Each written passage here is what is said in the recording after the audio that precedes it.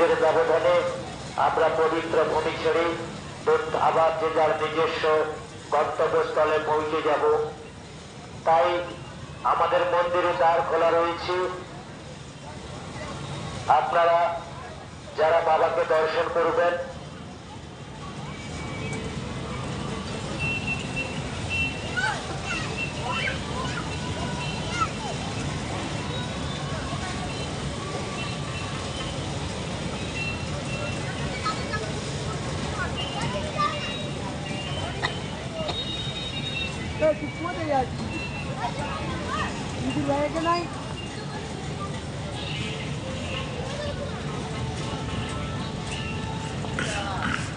আগত সমস্ত মেলা দর্শন যাত্রীদের গদামথুরা শিব মেলার কমিটির পক্ষ থেকে জানাই আন্তরিক অভিনন্দন।